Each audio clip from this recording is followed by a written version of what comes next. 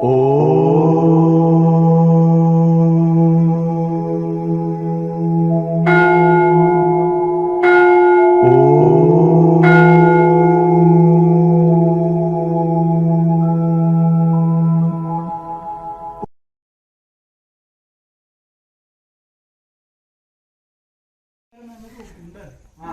విచారంలో మేము ఏదైనా దాన్ని గమనించుకోవటం వల్ల వీఆర్ ఇన్ రైట్ ట్రాక్.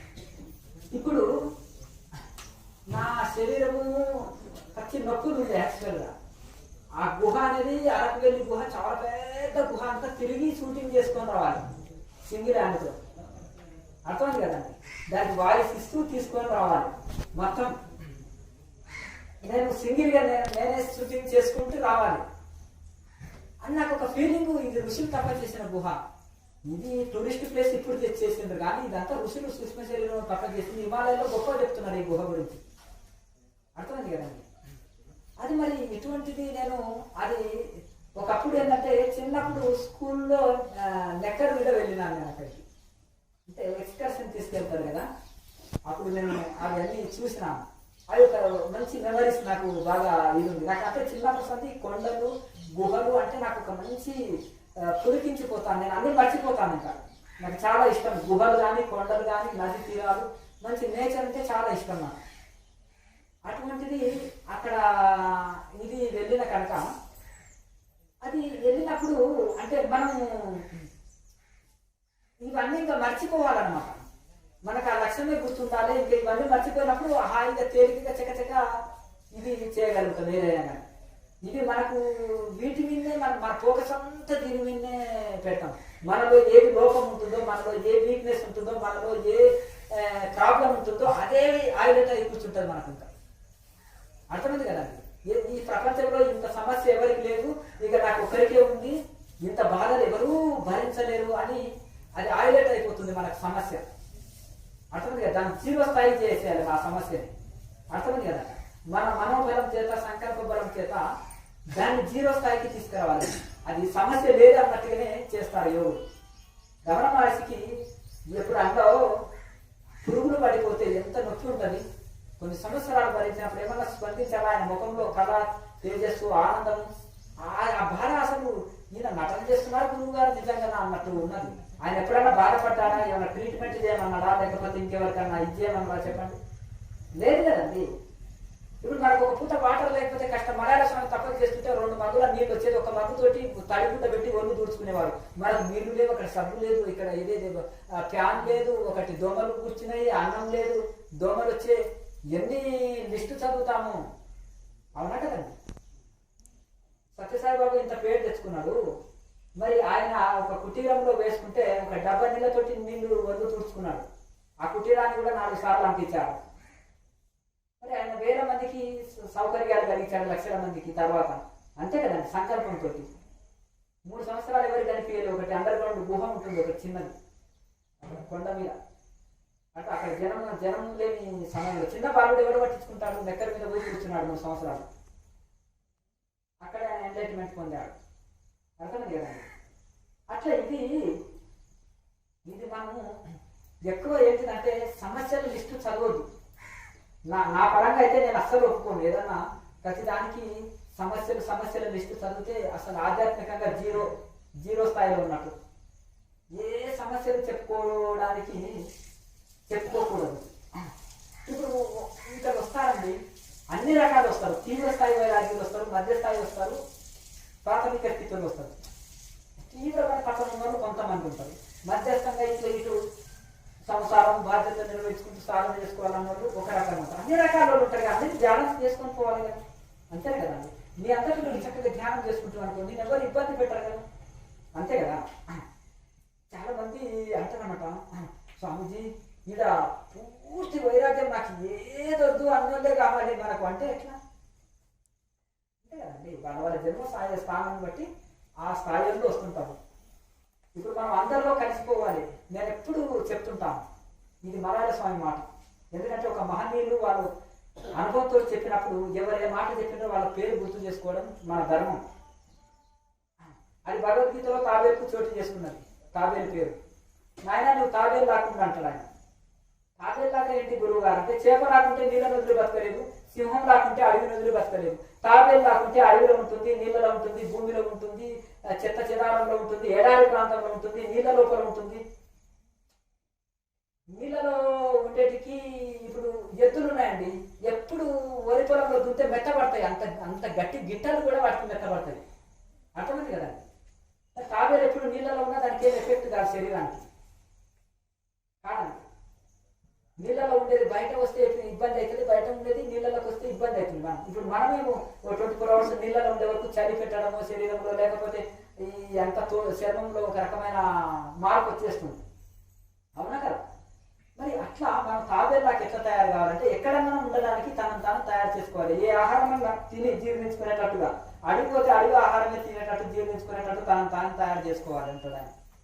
అలాగే మనం ఎక్కడైనా మనం తయారు చేసుకోవాలి. ఆ వాతావరణం మనకు అనుకూలంగా మార్చుకోవాలి. మనకు అనుకూలంగా ఆ వాతావరణానికి మనం అనుకూలంగా ఆ వాతావరణానికి అనుకూలంగా మనం జీవించేటట్టు తయారు కావాలంటారు. మరి ఋషులంతా అట్లా తయారయ్యారు. వాళ్ళు ఏ సమస్యలు చెప్పుకోలేదు. ఎక్కడ మనం ఇన్ని కష్టాలు పడ్డా ఎన్ని బాధలు పడ్డా అని ఒక ఋషి అని చెప్తున్నారా? జనం చెప్పారు వాళ్ళ గురించి. ఆయన ఎన్ని కష్టాలు పడ్డాడయ్యా, రమణ మహర్షి, రామకృష్ణ పరమహంస, నారాయణ స్వామి, సత్యసాయి, వీళ్ళంటే వీళ్ళు ఎన్ని కష్టాలు పడ్డారయ్యా. మాణికేశ్వరి మాత ఒక చెట్టు మీద కూర్చున్నదండి, స్నానం చేయడానికి నీళ్ళు లేవు, కొండ మీద చెట్టు మీద కూర్చొని తప్పదు చేసింది. కింద జంతువుల బాగా మళ్ళీ వయసులో ఉంది కదా, ఇక అందరి ముఖాలు ఉంటారు కదా, వీళ్ళు వాడు ఇబ్బంది పెట్టేటోళ్ళు ఉంటారు కదా, తెలియదు కదా వాళ్ళకు సాధువు సత్పురుషులని, అంతేనా కదా. అంటారు కదా, ఏదన్నా ఉన్నప్పుడు ఇది చేసినప్పుడు అడవిలో ఒంటరిగా సాధన చేస్తే కష్టం కదా. మరి ఆమె ఎన్ని సమస్యలు ఎదుర్కొన్నది చూడండి. ఇది మనము కనుక అవన్నీ వాళ్ళు ఎప్పుడు సమస్యలుగా చెప్పుకోలే, వాళ్ళు ఎప్పుడు ఏది చెప్పుకోలేదు. అది ఒక చరిత్రగా మిగిలి మనము దాన్ని గొప్పగా చెప్పుకుంటున్నాం. ఇప్పుడు అంత పెద్ద రామకృష్ణ మిషన్ స్థాపించి ప్రపంచ ఖ్యాతి పొందిన వివేకానంద స్వామి పాడేసిన ఎంగిలి బ్రెడ్లను తిని ఉన్నాడు విదేశాలు వెళ్తే. ఎవరైనా ఆదరించారు. 6 సంవత్సరాలు తపస్సు చేసుకుంటే భిక్షాటన పోతే సరకారు రొట్టె అంటారు, చేతి మందం ఉంటాయి, కంకరాల లాగా ఉంటాయి, అర్థమైంది కదా. సగం సగం రొట్టెలు భిక్ష వేస్తే అది తీసుకొచ్చి కుండలో నీళ్లు పోసి అందులో వేస్తే నాన్న తర్వాత అదే తిన్నారు, ఉప్పు లేదు కారం లేదు, నానబెట్టుకుని.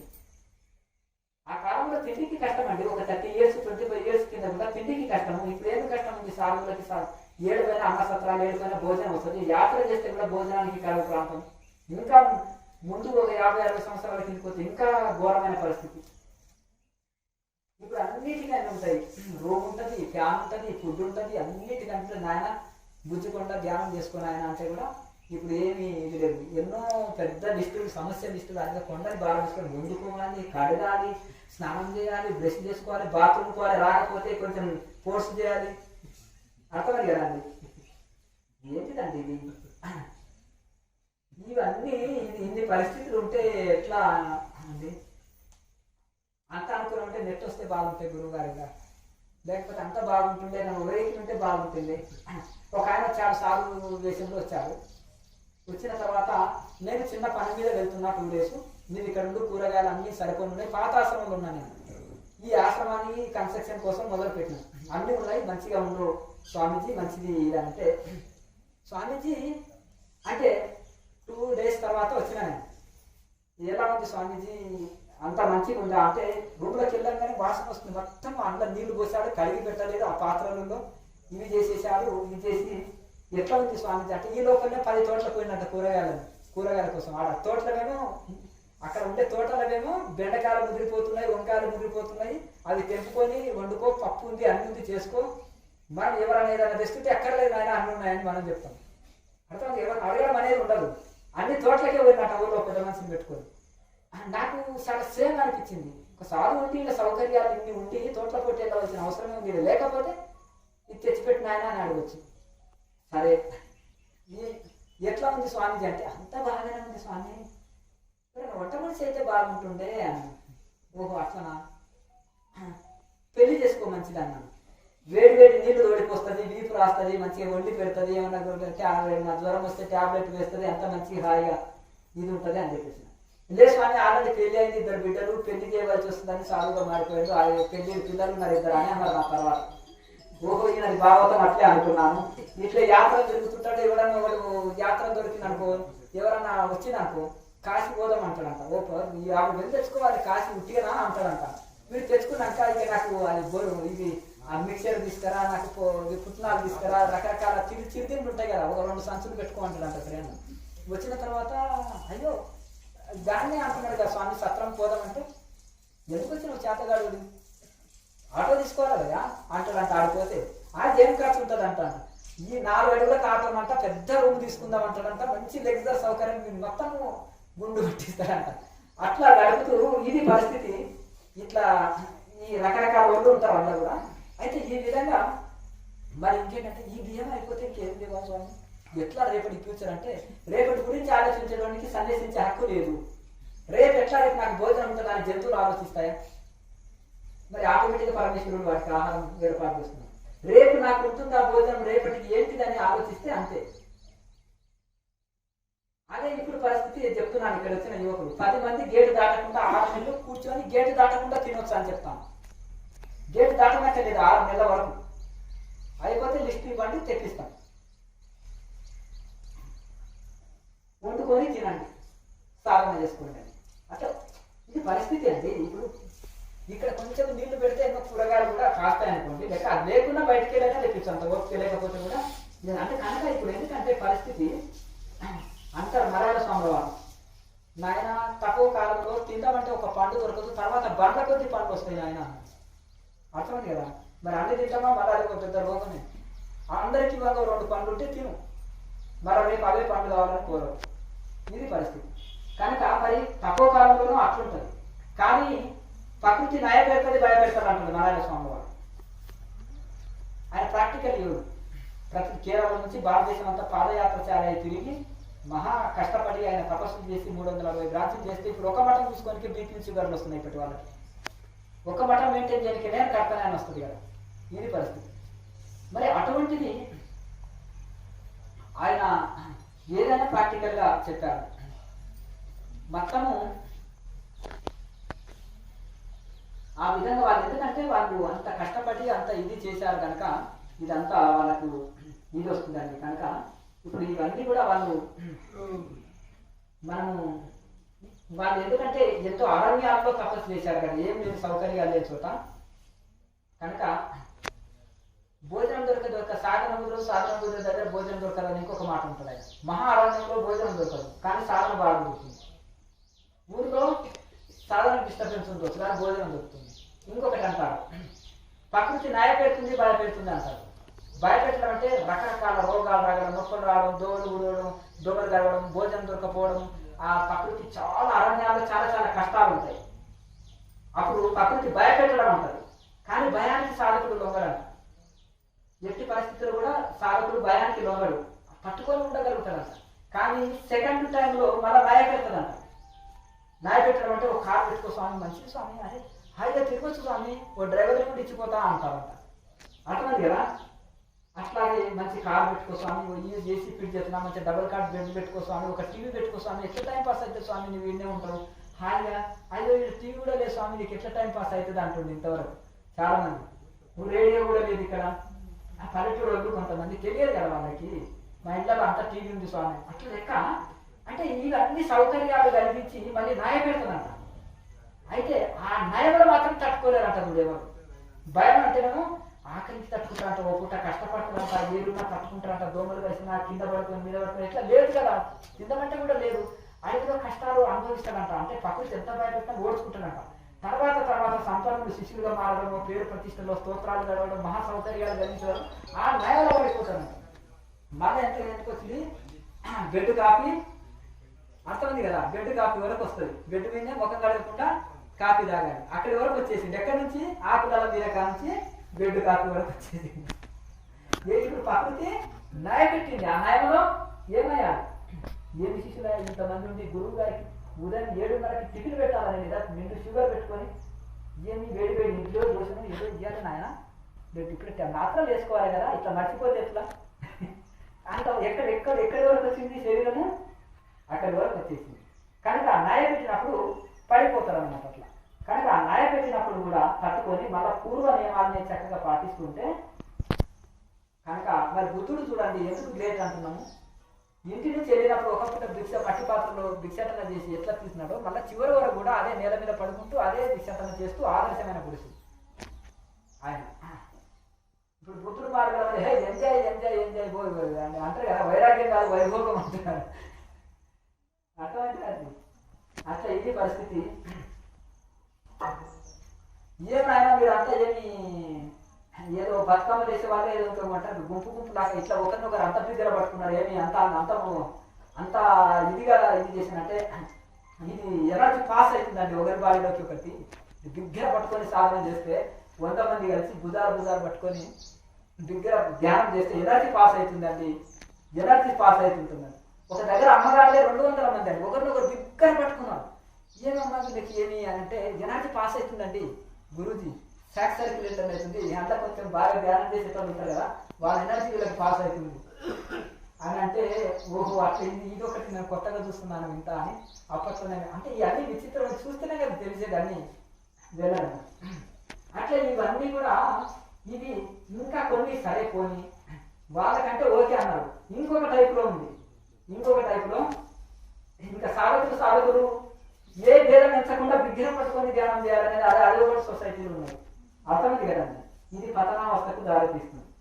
ఇట్లా ఇన్ని రకాల సాధనలు ఇన్ని రకాలు ఇవి ఉన్నాయి కనుక ఒకటి ఏంటంటే ప్రకృతి టోటల్ ఏంటంటే ప్రకృతి భయపెట్టినా ఓడ్చుకుంటాడు కానీ న్యాయ పెట్టితే వికెట్ అవుట్ అవుతుంది. న్యాయ పెట్టినప్పుడు ఇదవుతుంది. మంచి ఆ సుఖాలని కూడా మనము కంట్రోల్ చేసుకోవాలి. ఆహారంలో మార్పు చేసుకోకూడదు. ఇప్పుడు ఇంకొకటి ఏంటిదంటే చాలా మంది అంటారు గురుగారు పట్టు వస్త్రాలండి కట్టుకోవాలండి మీరు ఇట్లా ఇటువంటి వస్త్రాలతోటి మేము చూడలేకపోతున్నామండి అని మంచి ఒకటే 10,000 పంచే తీసుకొస్తారు. అర్థమైంది కదండి. చూడండి ఆ పెద్ద స్వామి పీఠాధిపతి ఎంత మంచి చేసుకుంటాడు, ఈ స్వామి ఎట్లా వేస్తాడు అది ఇదే ప్రకృతి న్యాయ పెట్టడం.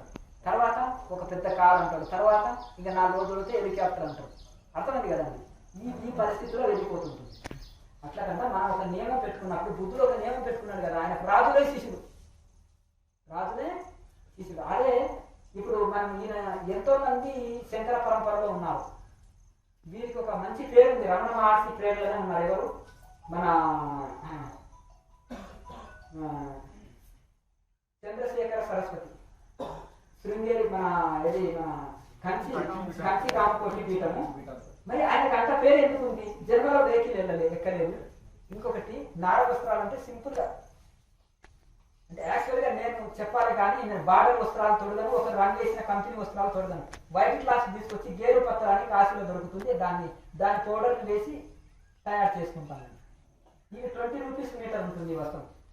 ఇంతకంటే చీప్ ఇంకెవరన్నా తొడుగుతూనే ఉండొచ్చు కాకపోతే. అర్థమైంది కదా. అయితే యాక్చువల్గా కట్టేది ఏక వస్త్రం అంటారు, ఒకటే వస్త్రాన్ని చుట్టడం. అయితే ఈ విధంగా మనము సాధ్యమైనంత వరకు ప్రతి దాంట్లో ఆదర్శం ఉండాలి. ప్రతి దాంట్లో మనకు తెలియకుండానే మనకు ఫాలోవర్స్ ఉంటారు, మనకు తెలియకుండానే మనకు కాపీ పెట్టేటోళ్ళు ఉంటారు, మనకు తెలియకుండానే మనకు కొద్దిగా ఫాలో అవుదామని చూస్తారు. వాళ్ళకి మనం కొంత ఆదర్శం చూపెట్టాలి. అది మెయిన్. కనుక ఈ విధంగా మనము ఎందుకంటే మనము ఎప్పుడైతే సాదాశీల జీవితము సుఖకరం అని మనం అంటాం కదా, అది మనం జీవించి చూపెట్టినప్పుడు ఇతరులకు కూడా కొంత ప్రేరణ కలుగుతుంది, కొంత ఆదర్శం లభిస్తుంది. ఇప్పటికైనా అరణ్యంలో వెళితే నేను ఏ రూమ్ తీసుకోకుండా చెట్టు కింద పడుకొని నేను రాగలుగుతాను. అర్థమైంది కదా. ఒక చెట్టు కింద ఒక హ్యాండ్ పంప్ ఉంటే స్నానం చేసుకోవడం, ఏదో చెట్టు కింద కూర్చొని అట్లా అభ్యాసం కావాలి. ఈ ఆశ్రమంలో సౌకర్యాలు ఇది ఉన్నప్పుడు ఎక్కడ వెళ్ళినా సరే నేను టూరు నేచర్లోనే ఉండి వస్తాను. ఆశ్రమాల్లో పెద్ద ఆశ్రమాలకు వెళ్ళను. సావాస దోషం అని ఉంటుంది. ఆ గాలి తగిలినాయా మా వాళ్ళు మంచివాడు కానీ సావాస దోషం అంటారు. ఆ గాలి తగులుతుంది. అర్థమైంది కదండి. ఆ గాలి తగిలి అంటే అట్లైనప్పటికీ కూడా ఒకవేళ వెళ్ళినా కలిసి రావడం కానీ అక్కడ పెద్దగా ఇష్టపడదు. అది ఆధ్యాత్మిక వాతావరణం ఉండదు అక్కడ. అయితే ఇక్కడ ఈ విధంగా ఏదో టూరిస్టులు వచ్చిండ్రు, లాడ్జీ రూమ్ ఇచ్చారు, 1000 రూపాయలు తీసుకొని ఏదో ఇచ్చారు అన్నట్టే ఉంటుంది తప్ప ఒక ఆశ్రమాలు దాకా ఉండవు. అర్థమైంది కదా. అట్లా ఇది పరిస్థితి. ఆ విధంగా పూర్వం ఋషులు చూడమంటే కూడా కనిపించారు. ఆ మహానుభావులు త్యాగజీవులు. ఆ త్యాగజీవులు వచ్చి ఒక సంస్థ నెలకొల్పితే చాలా పద్ధతిగా ఉంటాయి. మంచి సేవాభావంతో ఉంటాయి, ఆదర్శవంతంగా ఉంటాయి, లోకానికి ఉపయోగకరంగా ఉంటాయి. సామాన్య సమాజాన్ని పీడించేది ఉండదు, సమాజానికి మేలు చేసేటివే ఉంటాయి. ఆ సేతు హిమాచలం ఆయన పర్యటించారండి శంకర్ భగవత్పాల్. చూసిన ఆదర్శం కదా. ఆ టైంలో ట్రాన్స్పోర్టేషన్ కమ్యూనికేషన్ లేదు కాబట్టి ఆయన ఎన్నో వెళ్ళారు. అది సమాజ శ్రేయస్సు గురించి, సమాజ అభ్యున్నతి గురించి వెళ్ళారు. ఇప్పుడు మీలాంటి వారు ప్రయాణం చేసి 10 మందికి క్రియాయోగం నేర్పించడం తప్పు కాదు కదా. అంటే మేము తిరిగినామండి. ఇప్పుడు స్పీడ్ గా వెళ్ళి చేయొచ్చు, కానీ లెక్చర్ సౌకర్యాలు వద్దు కదా, దానికి బానిస కావద్దు కదా. నేను అనేది ఫ్లైట్ వాడొద్దంటలేదు, ట్రైన్ వాడొద్దంటలేదు, కారు వాడొద్దంటలేదు, దానికి బానిస కావద్దు అంటున్నా. అర్థమైంది కదా. అక్కడ వాడి నువ్వు ఇంటికి వచ్చిన నేల మీద పడుకో, సాదాసీదా భోజనం తీసుకో, ఉప్పు కారం వస్తే తక్కువ వేస్తే అరవద్దు శిష్యులని. అర్థమైంది కదా. టీ కాఫీలకు ఇటువంటి వెస్టర్న్ భోజనానికి అలవాటు కావద్దు. నేను అనేది అది ఈ అన్ని ఇట్లా వచ్చేసింది. ఒక ఆయన నేను ఏదో ఉపన్యాసంలో మనం అనకూడదు, 2 హెలికాప్టర్లు ఉన్నాయంట, ఇది ఉంది అంటే ఇది అంటే 60 సంవత్సరాలు ఉండొచ్చు వయసు, అంతే 60 సంవత్సరాలు కూడా లేదు. కింటన్నర శరీరం అయిపోయింది. జస్ట్ 15 మినిట్స్లో 10 సార్లు వాటర్ తీసుకోవాల్సిన అవసరం వచ్చింది శరీరానికి. అర్థమైంది కదా. ఆయన గురించి ఏదో చెప్తారు, జలస్తంభం నీటి లోపల చేస్తాడు, పైన చేస్తాడు, ఏదేదో అని చెప్తున్నారు. అయితే టోటల్గా నేను చేస్తే ఆయన మా సంస్థ ఆయన్నే, మా జూనాకాల సార్లే, కాకపోతే ఆయన పైలట్ నడిపి ఆ విధంగా వచ్చేసిండు. గ్లాస్ రూమ్ నిర్మించుకొని లోపల ఉన్నాడయా, అది జలస్తంభం అన్నారు, నీవైనా ఉంటావు, ఒక రైతు అయినా ఉంటాడు. అర్థమైంది. గ్లాస్ రూమ్ నిర్మించుకుంటే అందులో ఆక్సిజన్ వచ్చే వెంట కార్ల చెట్టులు ఉండే, బెడ్ కాఫీ చెట్టులు ఉండి, టాయిలెట్ ఉండే, అన్నీ ఉంటాయి. అర్థమైంది కదండి. స్విమ్మింగ్ పూల్లో ఒక గ్లాస్ రూమ్ ఉంటుంది, దాని మీద నిండా వాటర్ ఉంటుంది, ఆక్సిజన్ అన్నీ అందుతాయి. మళ్ళీ రావాలంటే పురుగున మళ్ళీ పైకి రావచ్చు, క్లోజింగ్ ఓపెనింగ్ ఇవన్నీ ఉంటాయి. అర్థమైంది కదా. 2 హెలికాప్టర్లు పెట్టుకున్న వాడికి ఆయన మాత్రం సాధ్యం కదా. అర్థమైంది. దాన్ని జలస్తంభం అంటారా. ఈ ఎదురు తెలియదు కదా, నీళ్ళలో రూమ్ ఉంది, అయ్యో జలస్తంభం అంటే గగనగిరి మహారాజ్ చేశాడు, దాన్ని జలస్తంభం అంటారు. అర్థమైంది కదండి. ఇంకొక ఆయన ఉంటాడు 10 కిలోమీటర్ల దూరంలో, 10 ఫీట్ల దూరంలో అగ్ని మండుతుంది, అగ్ని స్తంభం అంటారు. అదే ఎవరైనా ఒక రూమ్ ఉంటుంది, గోడలు ఉంటుంది లోపల, ఒక 10 ఫీట్ల లోపల ఉంటుంది, ఆ మూలకుండి ఈ మూలకుండి యజ్ఞం చేస్తే దాన్ని అగ్ని స్తంభనం అయింది ఆయన. అర్థమైంది కదండి. నాకు ఆ వీడియో చూపెట్టేశారు, అది ఫైర్ యూజ్ చేస్తున్నాడు, అది అగ్ని స్తంభనం అంటారు. అర్థమైంది కదండి. ఇంకా కొంచెం ముందుకు వెళ్తే నిప్పుల గంపను నెత్తిన పెట్టుకొని చూస్తారు చూడండి, పంచాగ్ని హోమం అని అంటారు. నాగసాధువులు కానీ సీతారాం బాబులు అన్ని ఉత్తర సాధువులు చేస్తారు పంచాగ్ని హోమం. వేదంలో అది, వేదాంతంలో అది, ఉపనిషత్తులో అదొక విద్యనే, పంచాగ్ని హోమం అంటారు. అట్లా ఇది తెలియదు వీళ్ళకి ఏది అనేది, దాని గురించి అవగాహన లేదు కనుక వీళ్ళకి తెలియకుండా అయి ఉంటుంది. కనుక ఒకటి ఏంటిదంటే, ఒక యోగి శరీరమా భోగి శరీరం అంటే సృష్టి తెలుసుకోవచ్చు, అమాయకులు వీళ్ళకి తెలియదు. అర్థమైంది కదండి. ఒక యోగి శరీరమా అది భోగి శరీరం అంటే శరీరం చూస్తేనే సగం తెలుస్తుంది, మాటలు చూస్తే కొంచెం తెలుస్తుంది, సాధన చూస్తే ఇంకా కొంచెం తెలుస్తుంది. అందుకనే గురువుని తెలుసుకుంటే 12 ఏళ్ళు అవుతుంది, గురువు 2 రోజుల్లో నేను తెలుసుకుంటాను. గురువుని చదవడానికి 12 ఏళ్ళు పడుతుంది శిష్యుడికి. అర్థమైంది కదా. పూర్తిగా తెలవాలంటే అది పరిస్థితి ఒకటి. ఎందుకంటే మనం ఒకటి ఏంటిదంటే, ఒక రైతు మార్గంలో వెళ్ళిన తర్వాత ఇంకా రైతు మార్గంలో వెళ్ళాలి. మళ్ళీ మనం ఏదో మాయ మాటలకు ఇద్దరు గోత పడేసి ఇక్కడ 10 దిక్కులు తిరిగి మనం టైం వేస్ట్ చేసుకోవద్దు, ఎనర్జీ వేస్ట్ చేసుకోవద్దు, ధనం వేస్ట్ చేస్తాం. డబ్బు ముఖ్యము, ఆరోగ్యం ముఖ్యము, టైం చాలా ముఖ్యం. దీన్ని వేస్ట్ చేసుకోకండి. ఒక మార్గంలో వచ్చింది ఋషి పరంపరలో, దీన్ని కంటిన్యూ శక్తి కొలది చేసుకోండి. ఎవరు నెత్తిన చేతి పెట్టి మీకు శక్తిపాతాలు ఇవ్వలేరు, ఎవరు మీకు కర్మలు తొలగించలేరు, ఎవరు రోగాలు తొలగించలేరు. అమాయకులను చేసి మిమ్మల్ని పిచ్చోళ్ళని చేసి ఆడుకుంటున్నారు. 4 ఊళ్ళకి ఒకరు ఉంటారు భూత వైద్యుడు అని, మీ కర్మలు తొలగిస్తాం, మీకు దర్గా కడతారు. ఏరియాలో పోయి చూడండి, ఒక 50 కిలోమీటర్స్ పోతే ఆ కొండ ప్రాంతాల్లో మాత్రం దర్గా, ఊరికి ఒక దర్గా ఉంటుంది. ఒకరు శివుడు వచ్చి అంటారు, ఒకరు ఇది అంటారు. ఎంకి మళ్ళీ కూర్చొని స్వామి ఎట్లా చెప్పంటే ఇవో విన్నట్టు ఎర్రంగి అయిన రాజు అంటే, నేను వచ్చిన నాకెట్లా ఉంది స్వామి, నేను 10 సార్లు వస్తున్నా, నన్ను ఎందుకు తెలుసుకోలేవు అంటే, నీ కర్మ తెగలేను ఆయన బిడ్డ, నీ కర్మ తెగలేను ఆయన అంటే, అతని కర్మ తెగింది కాబట్టి. మనిషి అన్నప్పుడు 100 రంగులు వేసుకొని వస్తారు కదా, 100 మంది వస్తే 100 రకాల డ్రెస్సులు ఉంటాయి కదా, అంతేనా కదా. ఇప్పుడు వెనక్కి మళ్ళీ ఎట్లా చెప్పి అంటే, ఏదో డ్రెస్ అంటే గుడ్ ఎట్టుకుని ఎవరో ఒకరు ఆ డ్రెస్ వేసుకొని వస్తారు కదా, వాళ్ళు రావాలని. ఇది పరిస్థితి అంధకారంలో కొట్టుకొని పోతుంటుంది. మీరు చెప్తే మన వేరుముద్రగాలు 100-200 ఎకరాలు సంపాదించిన వాళ్ళు ఉన్నారు ఇక్కడ, ఉన్నాయి ఇక్కడ పెద్ద పెద్ద ఆస్తులు, కోళ్ళ ఫలాలు, ఇవి అది ఏమి పొట్ట తీస్తే అక్షరం రాదు, స్పిరిచువాలిటీ అంతకనే కాదు, ఇవి కూడా గోపిస్తారు. అర్థమైంది కదా. తెలియదు కదా అమాయకులు చదువు రాని వాళ్ళు ఇప్పుడు ఎంత ఒక 30 సంవత్సరాల కింద ఇవన్నీ ఇది ఆధ్యాత్మికం అంటే ఇటు పోతుంది కనుక ఈ మనము నిజమైన ఋషులు అసత్యాన్ని ఒప్పుకోరు. ఇంకొకటి వాళ్ళు అవినీతికి తావు ఇయ్యరండి. గంటి దాగి బతికినా సరే చెట్టు కింద ఉన్నా సరే అవినీతికి తావు ఇవ్వరు వాళ్ళు ఇవ్వరు. టోటల్గా ఒక సంపన్నుడి చేతులకి వెళ్తే అప్పుడే 200-300 ఎకరాల ఆశ్రమం అయిపోతుంది, 1000 రూములు అయిపోతుంది, 2 హెలికాప్టర్ రూమ్లు వచ్చేస్తాయి. అర్థమైంది కదా. ఆ స్వామి పేరుతో వ్యాపారం చేస్తారు. మామూలు ఒక డల్లి వ్యక్తి మీద పేరు మీద వ్యాపారం చేస్తే ఇంత సమర్థుల పేరు మీద ఇంకెంత వ్యాపారం చేయగలుగుతారు వాళ్ళు. అర్థమైంది కదండి. అది వీళ్ళు ఒప్పుకోరు. వీళ్ళకి ఆత్మ స్థానం అది వీళ్ళ మనసు ఒప్పదు. అర్థమైంది కదండి. ఈ సీమశక్తి ఉంది, ఒక చక్కెర మోయగలుగుతుంది. ఎంత వీలైతే అంతే మందికి సేవ అంది, ఆడంబరం వద్దు అట్లనమాట. అలాగే ఇల్లు చిన్నగా ఉండాలి, పాత్రలు పెద్దగా ఉండాలంటారు మన ఆయన స్వామి. ఆశ్రమం చిన్నగా ఉండాలి, సేవ పెద్దగా ఉండాలని దాని అర్థం. అర్థం కదండి. చిన్నదే రేట్ల షెడ్ ఉండొచ్చు, అది ఎక్కువ మంది సాధన చేసుకోవడానికి అవకాశం ఇవ్వాలి, ఎక్కువ మందికి ఇది ఇది ఉండాలి. మనం ఎంత పెద్ద బిల్డింగ్లు కట్టినది అనవసరం, ఎంతమంది సర్వీస్ అందింది అనేది అది అది అదే అది లెక్కలో తీసుకోవాలి. అర్థమైంది కదా. కనుక మనకు అన్ని రకాల స్థాయిలు ఉంటారు, అన్ని రకాలు ఉంటారు కదా. మనము అంటే మనము ఆధ్యాత్మికము వాళ్ళకి సామాన్యులకి తేడా ఏంటిది. కానీ చాలా మేధావులు ఓర్చుకొని మరి సాధన మనం రెగ్యులర్గా చేస్తుంటే అంతకంత పట్టు లభిస్తుంది. ఎత్తే దగ్గరే విషయంగా పరిణామే అమృతోపమని. మొదలు విషయం లాక్కుంటుంది అర్జున. మనసు సహకరించదు, శరీరం సహకరించదు, యోగం లేకుంటే ఏముంది చెప్పి ఆయన టీవీ సీరియల్ చూసుకుంటూ ఏడ్చుకుంటున్న హాయి ఆనందం. అవునా కదా. అవునా. అట్లా దానికి అభ్యాసం అయిపోయినాం మనం. ఆ మురికి పుట్టలు ఏముంటుంది, ఇక నిండా ఉంటాయి. ఏముంటుంది, మన శక్తి ఉంటే ఫుడ్ ఉంది. అందులో ఒక ఎండిపోయిన ముక్కని ఉంటుంది కదా, బొక్క అంటారా ఏమంటారు అది, ఎముకని కుక్క ఊరికే కంపుతుంది. అందులో రక్తం వస్తుంది, ఆ రక్తం దాగి ఎంజాయ్ చేస్తుంది.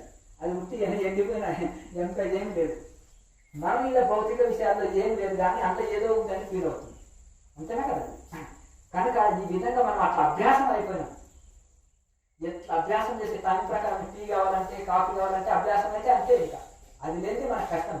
టైం ప్రకారం ఒక అలవాటుకి అభ్యాసం అయినట్టు సమయం ప్రకారం అది కావాలి.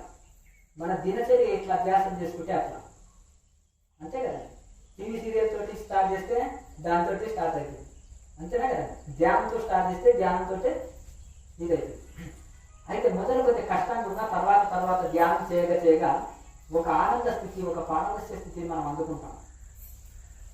నల్ల మందు తినేవాడు దాన్ని మానుకుంటాడా? వైన్కు బానిస అయిన వాడు అంత ఈజీగా మానుకుంటాడా? చూడండి, అంటే పట్టుదలతోటి మానుకోవచ్చు, కానీ అంత ఈజీగా మానే పదార్థాలు కాదు. మరి దీనికి అభ్యాసం అయ్యి అందులో ఒక బ్రహ్మానంద స్థితిని అనుభవించే వాళ్ళు మానుకోలేదండి. ఆ స్థితి వరకు మనం చేయాలి. అంటే ఒక తన్మయత్వ స్థితిని మనం రుచి చూడాలి. అది ఎవరికి సాధ్యమవుతుంది అంటే తీవ్ర వైరాగ్యం. నాకు ఈ ప్రపంచంలో ఏదొద్దు, భగవంతుడు ఒకటే కావాలి, ఆత్మానుభూతి ఒకటే కావాలి. ఇంకా అదే లేచినా కూర్చున్నా అదొకటే కనిపించాలి. ఎవరైనా ఒక అమ్మాయిని ప్రేమించాలనుకో తినే ప్లేట్లో కూడా కనిపిస్తుంటుంది. అర్థమైంది కదా. అర్థమైంది కదా. పడుకున్నా ప్రతి కళ ఆమెడే. అర్థమైంది కదా అండి. మీరు ముఖ్య కాంతతో లవ్లో పడండి, అటు బయట కాంతతో కాదు, ఆత్మారాముడితోటి పడండి. అర్థమైంది కదా. అట్లా ఈ విధంగా మరి ఆ విధంగా చేసినప్పుడు అంతటి తీవ్రమైనది. చూడండి, మీరాబాయి ఎంత అద్భుతంగా చమత్కారంగా కీర్తనలు రాసింది, ఎంత అద్భుతంగా మీరాబాయి చెప్పింది తత్వాలు. అర్థమైంది కదండి. ఈ మట్టి గాజుల భర్త ఎప్పుడు చనిపోతాడో తెలియదు అనుకని బంగారు, ఏమమ్మా బంగారు గాజులు వేసుకున్న అడవిలో ఉంది అంటే భగవంతుడే భర్తగా భావించిన కాబట్టి బంగారు గాజులు వేసుకున్నాను. ఆయన మట్టి గాజులు వేసుకుంటే మట్టి శరీరం భర్త ఎప్పుడు పోతుందో తెలియదు, మట్టి గాజులు ఎప్పుడు పోతుందో తెలియదు అని తడిగొండ వెంకమ్మ అంటారు. అట్లా ఈ విధంగా మరి చక్కగా మీరు నిరంతరం దేవతలు చిరకంగానే విషం వచ్చింది, అమృతం రాలేదండి. అమృతం రాలేదు, విషం వచ్చింది. మరి పారిపోయారా? కొంత హాని జరిగింది, చాలా అవస్థపడ్డారు. అయినా తర్వాత ఒక్కొక్క వస్తువు వచ్చింది పెరుగుతూ మెల్లగా. ఒక్కొక్క వస్తువు తర్వాత మీకు అది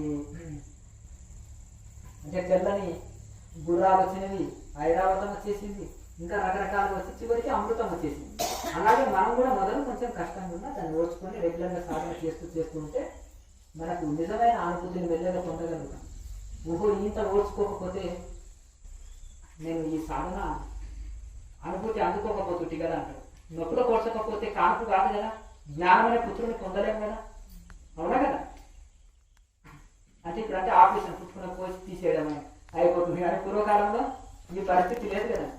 కొంచెం మనం ఇది చేస్తే రెగ్యులర్గా సాధన చేయడం వలన భవిష్యత్తులో వచ్చే విపరీతమైన కాళ్ళ నొప్పులు, నడుము నొప్పి, రకరకాల బీపీ, షుగర్లు ఎన్నెన్ని ఉన్నావో ఇప్పుడు అంటువ్యాధులు దాటుతున్నాయి. ఎప్పుడు ఎవరికి ఏ రోగం వస్తుందో తెలుస్తలేదు. ఒక్కటన్నా మనం తీసుకునేది ప్రకృతి సహజమైనది కదా. మేము బయట వాటర్ తాగమండి, మేము అదేమంటారు మినరల్స్ దాని పేరే మినరల్స్ కలుస్తాయి అంటారు. మినరల్స్ టేస్ట్ ఉంటుంది, దానికి అభ్యాసం అయితే వేరే నీళ్ళు తాగలేదు. కానీ వెరీ డేంజర్, కాళ్ళు నొప్పులు వస్తాయి, కిడ్నీలో సమస్యలు వస్తాయి. టేస్ట్ ఉంటుంది వాటర్, కానీ అది వెరీ డేంజర్. మినరల్స్ కెమికల్స్ కదండి, అలా టేస్ట్ వస్తుంది, తీపి వస్తాయి నీళ్ళు, కొంచెం స్వీట్ వస్తాయి. అది వెరీ డేంజర్ అది నీళ్ళు. కనుక అది తాత్కాలికంగా మనకేదో తాగుతుంటే మంచిగానే ఉంది అంటే, కానీ సైడ్ ఎఫెక్ట్ వస్తుంది. కొన్ని రోజులకు రెగ్యులర్గా తీసుకోవడం వలన చాలా. దానికంటే పూర్వకాలంలో నీటిని వేడి చేసి తర్వాత వడకట్టి తాగేవాళ్ళు. అది చాలా మంచి. ఫిల్టర్ వాటర్ పనికిరావు, మినరల్ వాటర్ పనికిరావు, టేస్ట్ కూడా వస్తుంది, ఆరోగ్యానికి చాలా మంచిది. నీటిని వేడి చేయండి, బాగా మరిగించండి, చల్లార్చండి, వడగట్టి తాగండి. అద్భుతమైన వారమైనా పాడవు, వారం తాగొచ్చు అదే నీళ్ళు, రోజు వేడి చేసుకొని అక్కర్లేదు. అందుకనే మనం రివర్స్ గేర్ ఏదైనా సరే కదిలితం వల్ల కదా. అయితే గోరువెచ్చని ఏమో తాగమంటున్నారు, చల్లనీటితో స్నానం చేయమంటున్నారు. మనం ఏం చేస్తున్నాము, వేడి ఒడ్డు గాలేమో స్నానం చేస్తున్నాము, ఫ్రిడ్జ్ వాటర్ ఏమో లోపలికి వస్తున్నాం, అంతేనే కదా. కనుక అట్లనే రకరకాలుగా ఎందుకు వస్తున్నాయంటే, మనము ప్రతిదీ వేడి అన్నం తినే వరకు వెంటనే ఐస్ క్రీమ్ తింటాం. ఆ వేడిది చల్లది, తింటే వేడి పదార్థం తినాలి, తింటే చల్లదనం తినాలి. ఈ రెండు విషయం అవుతుంది. కొన్ని విషయాల్లో ఫంక్షన్లో అంతే కదండి, వేడిది తినేది అప్పుడే వేడి ఉంటుంది, వేడి తినే వరకు వెంబడి ఐస్ క్రీమ్ ఇస్తారు, అవునా. చల్లటి ఐస్ క్రీమ్, పళ్ళన్నీ లాగేటట్టు ఉంటాయి. అంటే ఇట్లా కాకుండా కొన్నిట్లో మనము జాగ్రత్త వహించాలన్నమాట. తీసుకునే ఆహారంలో కానీ, మనము దినచర్యలో కానీ కొన్ని జాగ్రత్త పట్టే. బయటి భోజనం కంప్లీట్గా వదిలేయండి, ఇంట్లోనే కమ్మగా చేసుకొని తినండి, బాగా రుచిగా చేసుకొని తినండి. మీకు ఏమైనా అనారోగ్యం వస్తే చూడండి. ఫంక్షన్లో తినకండి చెత్త, దాల్టాలు పోస్తారు కదా జంతు పువ్వులతోటి, బాగా నూనె చేతి మూతి సబ్బు పెట్టి కడిగిన పోడు. అటువంటి ఏం నూనె పోసారంటే వాళ్ళు నూనె పాడాలి. దాల్టాలు పెద్ద టిన్ను తెస్తారు, అదేమో నెయ్యి అని భ్రమపడదు. జంతు కొవ్వులు చీప్ అండ్ వేస్ట్ వస్తుంది, అది మనకు జీర్ణం కాదు, జంతువు కొవ్వు. కనుక అట్లా దాన్ని చూసి మన ఇంటి భోజనం మంచిగా రుచిగా చేసుకొని తినండి. చిరుధాన్యాలతోటి రకరకాల పిండి వంటలు, రకరకాల టిఫిన్స్ చేసుకోండి, రకరకాలుగా ఇది చేయండి. అలాగే కూరగాయలు బాగా వాడండి, చప్పగా చేసుకొని కూరలు ఎక్కువ తీసుకోండి. అట్లా అల్లం ఇట్లా ఎక్కువ వేసుకోండి కూరల్లో, చాలా అద్భుతంగా. ఎందుకంటే మనం తీసుకునే ఆహారంలోనే అండి.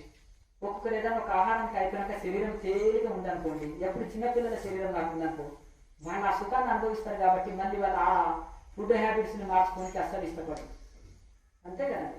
ఇంత సుఖంగా జీవించవచ్చు, ఇంత హాయిగా జీవించవచ్చు. అయ్యో పాపం వీళ్ళు ఇంత అవస్థ పడుతున్నారే జస్ట్ ఫుడ్ హ్యాబిట్స్ని మార్చుకోలేక, అంతేనా కదా. నాలుక దిగితే ఏముంది, ఏం లేదు రుచి. అట్లా కనుక రకరకాలుగా కొంచెం కూరగాయలు ఇవన్నీ చేసుకుంటే ఇంట్లో చేసుకొని కావలసినంత తీసుకోండి ఆహారం, ఎంత అవసరమో అంత తీసుకొని ఇంకా చక్కగా సాధన చేయండి. ఈ ఆహారంతో కంటే ఇప్పుడు యోగంతోనే సగం మీ బాడీ అంతా క్యూర్ అయిపోతుంది. సగం ఆహారం, సగం యోగం, ఈ రెండు మీకు అద్భుతంగా ఇది.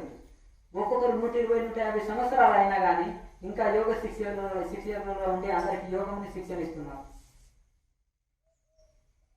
వాళ్ళు వచ్చేసి మన దక్షిణ భారతంలో అక్కడ ఒక తిరుపతిలో కొండ మీద ఒక స్వామి ఉండే, శ్రీశైలంలో ఉండే, ఇక్కడ వాళ్ళు ఉన్నారంటే వాళ్ళు 50 సంవత్సరాల స్వామి సమాధి అని మేము చెప్పడం జరుగుతుంది. అప్పుడే దేహం వదిలాడా ఆ స్వామి అంటున్నాం. మరి వాళ్ళు అప్పుడు ఎప్పుడో 60-70 ఏళ్ళ కింద యాత్రలు వచ్చారు, ఒకళ్ళు 100 ఏళ్ళ కింద వచ్చారు అనుకోండి. 100 ఏళ్ళ కింద వస్తే వీళ్ళిద్దరు కలిసి మాట్లాడుతున్నారు. అప్పుడు వారి గురించి చెప్తే వీళ్ళు ఉండొద్దు అంతే కదా. ఒక 60-70 ఏళ్ళు జీవించినంత వాళ్ళు ఉండరు కదా. అట్లా మరి ఇప్పుడు ఒక ఆయన అదే ఇప్పుడు నేను మొన్న ఇంటర్వ్యూ చేసినానే 100 సంవత్సరాలు ఉంటాయి ఆ స్వామికి. మూడికే దీనే ఉంటాడు గంగోత్రి దగ్గర. ఆయన చాలా ఈ రేకుల కానుకుంటాడు, అంత పొడుగు ఉంటాడు. అర్థమైంది కదా. ఆయన జడ నేలకుంటే నడుము చుట్టుకున్నాడు, ఇట్లా ఇంటికి నేల ఉంటే ఇట్లా చుట్టుకున్నాడు నడుముకే. ఆయన కాళ్ళకు ఆనలు చూపిస్తున్నాడు. ఆనలు అంటే నడిచి పాదయాత్ర చేసి అట్ట కట్టుకొని పోయి కాళ్ళకు మొత్తం ఇవన్నీ ఇది అయిపోయింది. అట్లా అన్ని పాదయాత్రలు చేశారంట చూడండి భారతదేశం అంతా. అప్పుడు మేము వయసులో ఉన్నప్పుడు అన్ని తిరిగినాం, తర్వాత గంగోత్రిలో తపస్సు చేసుకున్నాము ఇలా అని వాళ్ళు చెప్తున్నారు వాళ్ళ అనుభవం. అని ఇప్పుడు ఈ కాలంలో ఏముంటుంది, వెహికల్ తీసుకొని తిరుగుతున్నారు. ఇప్పుడు ట్రెండ్ మారిపోయింది కదా, వెహికల్ తీసుకొని చూస్తున్నారు. ఇక్కడ కూడా ఒక 2 సుమోలు వచ్చినాయి నాగసాగులు.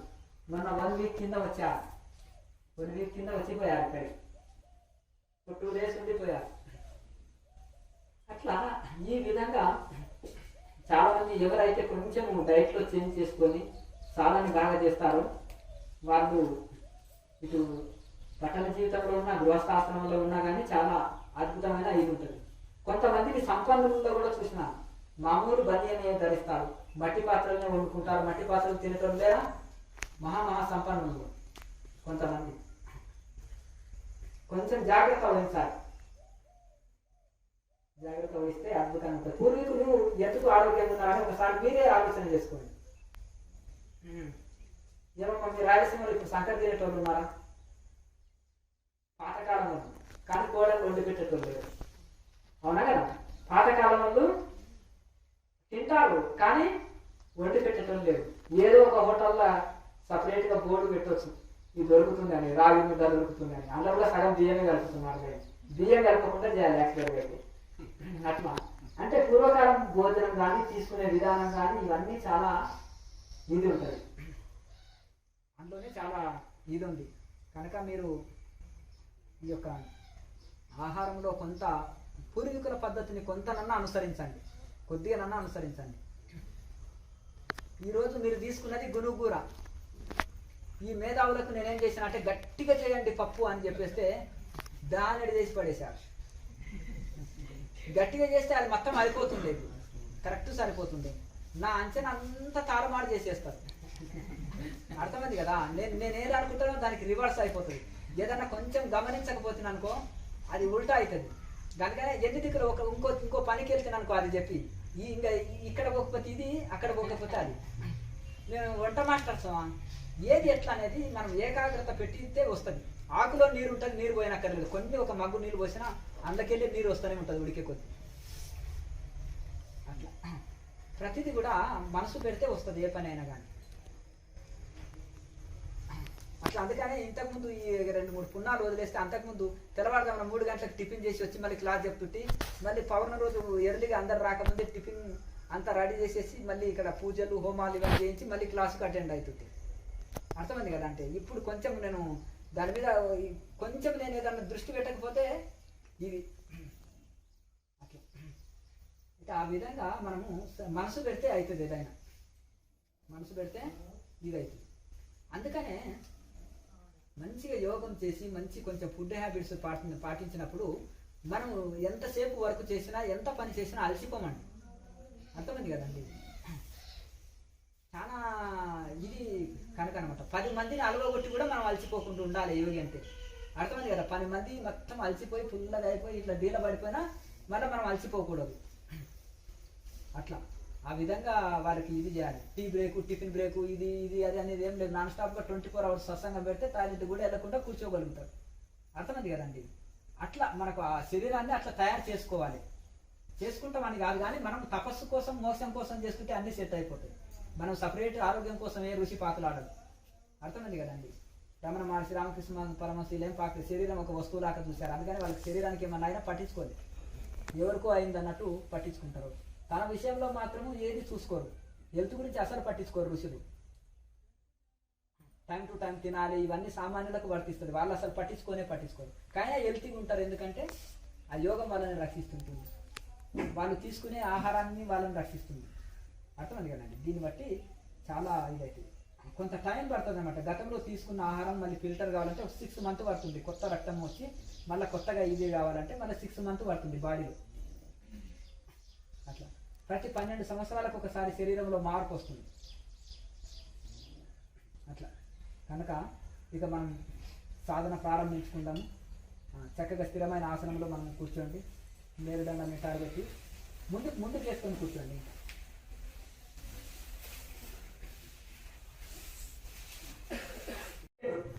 తండ్రి ఎంబీబీఎస్ డాక్టర్ ఊరికి వెళ్ళారు, ప్లస్ వెటర్నరీ డాక్టర్ 2 in 1 ఆయన 2 చేస్తారు. ఇది చేస్తారు అంటే పల్లెటూళ్ళలో ఒక్కరే 4 పనులు చేస్తారండి.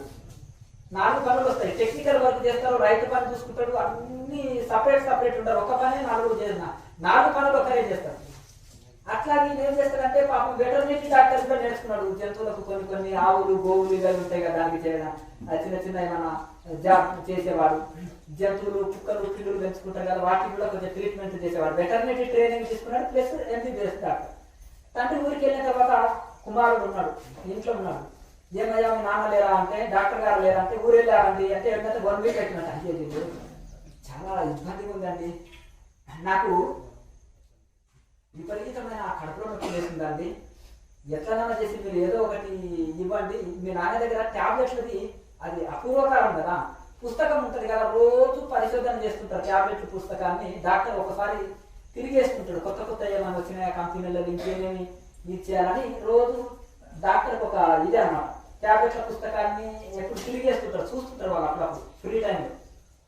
ఏదో ఒకటి ఆ పుస్తకం చూసి ఏదో ఒక ట్యాబ్లెట్ ఇయ్యా నాకు పట్టుకోలేకపోతుందంటే, నేను స్టూడెంట్ని, నేను అది చేయలేను, నాన్నగారు కోపం అవుతారంటే, నువ్వు ఈయన బాధంగా ఆయన ఇబ్బంది పెట్టే వరకు ఏదో ఒకటి అని 2 పుస్తకాలు ఉంటాయి. అయితే ఒక పుస్తకం తీశాడు, అందుకెళ్ళి తీసి ఒక బాగా సీకుని వాత పెట్టాడు, వంగండి అన్నాడు, విపురం వాత పెట్టాడు. ఆయన ఇక లబోదిపో మొత్తుకొని పరిగెత్తుతున్నాడు. అది పిల్లికి చేసే వాయిద్యం. అర్థమైంది కదా అండి. అందులో ఆ పుస్తకంలో ఏముంటుందంటే, అది వెటర్నరీ డాక్టర్ కదా ఆయన, జంతువుల చికిత్స విధానము అనేది ఉంటుందట. అది చూడలే, ఆ చికిత్స విధానం అనేది చూసింటే అది మనుషులదా జంతువులదా తెలియకుండా జంతువుల వైద్యం మనిషికి చేశాడు అంటారు కదా. అమ్మ ఆయన గేదెలకు పోసి అటువంటి సూదులు పెడతాడు ఆ డాక్టర్ అంటారు కదా, ఏదైనా కొద్దిగా పెద్ద సూది దిగపోతే మందంతో ఉంటుంది. అట్లా ఆయన వాత పెట్టే వరకు పరిగెత్తి వాళ్ళ నాన్నగారు వచ్చినాక పరిగెత్తుతున్నాడంట. ఏమయ్యా అలా పరిగెత్తుతున్నావు చిన్నగా అంటే, ఏమయ్యా డాక్టర్ గారు మీరు వచ్చారు, మీ కొడుకును వైద్యం చేయంటే వీపుకు వాత పెట్టిండు అని అంటే, ఏమైందంటే కడుపులో నొప్పి లేస్తే పిల్లికి వీపుకు వాత పెడతారు, అది పిల్లి వైద్యం నీకు చేశాడే అయ్యో అని డాక్టర్ గారు విచారణ చేశారు. అంటే ఇలా ఉంటుంది కనుక. అందుకనే పల్లెటూళ్ళలో ఒకటి ఉంటుంది, తేలు మంత్రం రాని వాడు పాము వైద్యం చేసిందంట అంటారు. తేలు మంత్రమే రాదు, ఇక పాము కలిస్తే ఇంకేమన్నా అంతే కదండి. దాని వైద్యం చేయబోతే ఎట్లా ఉంటుంది కనుక ఏదన్నా క్షుణ్ణంగా దాని మీద అవగాహన వచ్చినప్పుడు దానికి సలహాలు ఇట్లుంటుంది. అట్లన్నమాట. కంపౌండర్ డ్యూటీ చేయాలి, డాక్టర్ డ్యూటీ చేయాలి. అవునా కదా. బెల్లు కొట్టి అటెండర్ హెడ్ మాస్టర్ లాగా అక్కడ కూర్చుంటారు, టీచర్ లాగా పాఠాలు చెప్తాను ఎట్లుంటుంది అంతేనా కదా. ఎవరి డ్యూటీ వాళ్ళు చేయాలనేది, చెయ్యాలి, కాల్ చేయాలి, కళ్ళు చేసేది కళ్ళు చేయాలి. పూర్వకాలంలో ఇంకొకటి యజమాని పూర్వకాలం గాడిని పెంచుకునే వాళ్ళు బరువు పోయడానికి, కుక్కనేమో ఇంటి కాపరికి పెంచుకునేవాళ్ళు, గుర్రాన్నేమో ఎక్కి తిరగడానికి. ఇప్పుడు ఒక బైక్ లాగా ఒక కారు లాగా అన్నమాట. పూర్వకాలంలో గుర్రం బరువు మందికే గాడిగా ఉండేది. ఈ 3 ఉండేది తప్పకుండా. పిల్లి ఉండేది ఎలకలు పట్టడానికి, ఇది జంతువులు ఉండేది. ఇంకా ఆవులేమో పాలు ఇవ్వడానికి, ఎద్దులేమో పొలం దున్నడానికి. ఇవన్నీ పోషించేవాడు, పాడి పంట అంటారు. అప్పుడు యజమాని నాకు చక్కగా అన్నం పెడతలే కానీ కుక్కలు తెలుసు ఇది చేయవు. కానీ ఒక కుక్క ఏమైంది ఏంటంటే, అసలు దొంగలు వస్తే సార్ నేను మొరగను, పక్కోటి ఇంటికాడ ఎన్నిసార్లు తినేసి వచ్చి నీ ఇంటికాడ కావాలంటాను నువ్వు అని. ఒకసారి దొంగ వచ్చి బంగారం అంతా దోసుకొని వెళ్ళిన కుక్క ఇంకా పడుకున్నట్టు నటన చేసి ఉంటే ఈ గాడికి జాలేసింది. యజమాని ఎట్లయినా కానీ ఏదో ఒక పూట పెడుతున్నాడు కదా, ఆయనకి సహాయం చేయాలి కదా. ఈ కుక్క సోమరి కుక్క ఎందుకు మరుగుతలేదు, చూసి చూడనట్టు నటన, నిద్రపోయినట్టు నటన చేస్తుంది. నేనన్నా అరిసి మా యజమానికి మేం చేద్దామని అర్ధరాత్రి ఇంకా అది ఒకటే అరుస్తుందంటే గాలి గాలి గాలి అరుపు అంటే ఎట్లుంటది అది ఓండిస్తుందంట. చేసేవారికి యజమాని కోపం వచ్చిందంట. అర్ధరాత్రి నిద్రపోతుంది. 2 గంటల టైంలో ఈ గాడిదకి ఏం పని లేదు కదా అని ఒక కర్ర తీసుకొని గాడిదని బాగా బాధాడంట. ఉదయం చూస్తే బంగారం అంత ఎత్తుకొని వెళ్ళాడు. ఆయనకు అనిపించిందంట, అయ్యో ఈ కుక్క సోమరిగా పడుకుంటే గాడిద నాకు సహాయం చేద్దామని ఇది అన్నట్టు. అంటే కుక్క చేసే పని కుక్క చేయాలి, గాడిద చేసే పని గాడిద చేయాలి. కుక్క చేసే పని గాడిద చేస్తే ఏమైంది, వీపు వాసిపోయింది. వీపు వాసిపోయింది. అదే కుక్క అరిసిందని పడేట ఇక్కడ దొంగలు వచ్చి అడలేదు. అంతే కదా, ఎవరైనా మనుషులను వచ్చి ఉంటారు, లేదంటే దొంగలు వచ్చారు. ఇంతసేపు అరుస్తుందంటే దాన్ని దొంగలు వచ్చారేమో అని ఇంకా ధనవంతులు ఇంకా అలర్ట్ అవుతారు తొందరగా. అదే గాడి తెరిస్తేనే ఇది డిస్టర్బెన్స్ చేస్తుంది, నిద్రపోనివ్వకుండా అంటారు. కనుక అది ఏది ఎవరు చేసే పని వాళ్ళు చేస్తే బాగుంటుందనే దీని అర్థం తప్ప ఇంకా దీంట్లో ఏమి లేదు.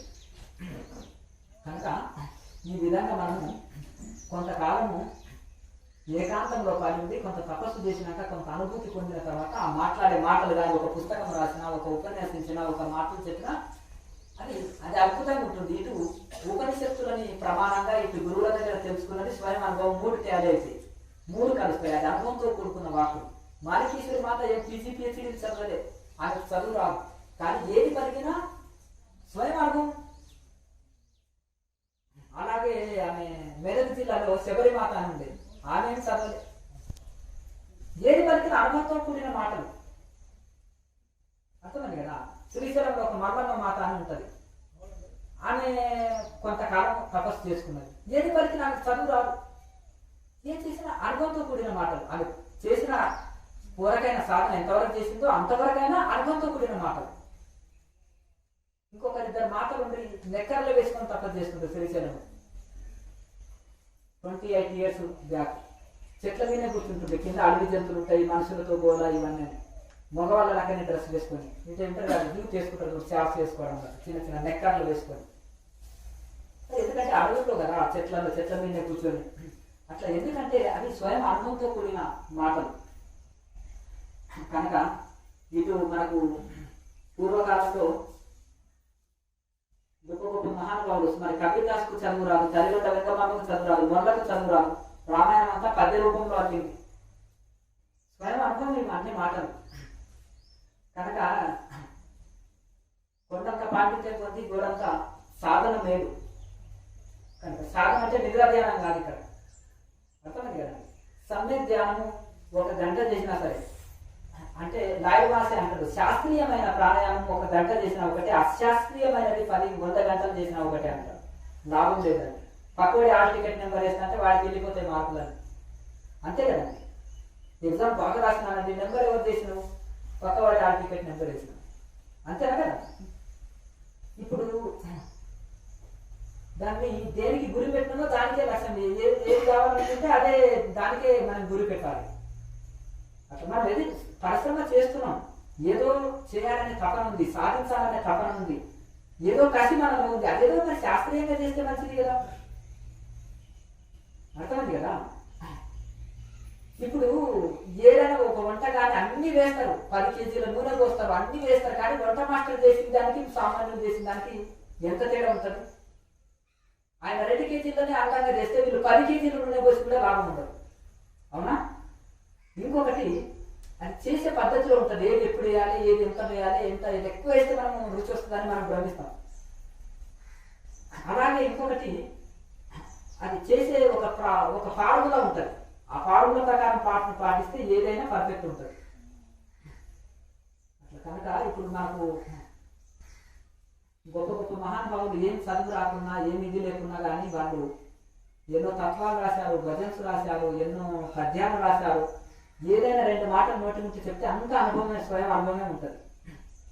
మనం ఏదో సాధించాలనే తపన ఉంది, అదేదో రైట్ వే, కరెక్ట్ మార్గంలో నేర్చుకొని దాన్ని సాధిస్తే నేటి కోడలే రేపటి అత్త, నేటి స్టూడెంటే రేపటి టీచర్, నేటి శిష్యుడే రేపటి గురువు. అంతే మరి. అప్పటి వరకు ఉండాలి. రెక్కలు వచ్చిందాక కొద్దిగా ఆగాలి కదా. రెక్కలు రాకముందే ఎగుతుంటే కింద పడితే పిల్లో కాకులు తింటాయి కదా పక్షిని. రెక్కలు వచ్చినాక రెక్కల బలం మీద ఎగిపోతుంది. పక్షి ఉంటుంది చిన్న కొమ్మ మీద, వెంటక మన కొమ్మ మీద పక్షి వాడుతుంది. అయ్యో కొమ్మ విరగదా, పక్షి కింద పడదా అంటే కొమ్మ బలం మీద కాకుండా రెక్కల బలం మీద ఆధారపడదు, అంతే కదా. రెక్కల బలం అంటే కొమ్మ విరిగినా అది ఎగిరిపోతుంటుంది, రెక్కల మీద ఆధారపడదు. కనుక మనము ఈ విధంగా మనం కొంచెం ఓపిక బట్టి అదొక శాస్త్రీయంగా నేర్చుకోవాలి.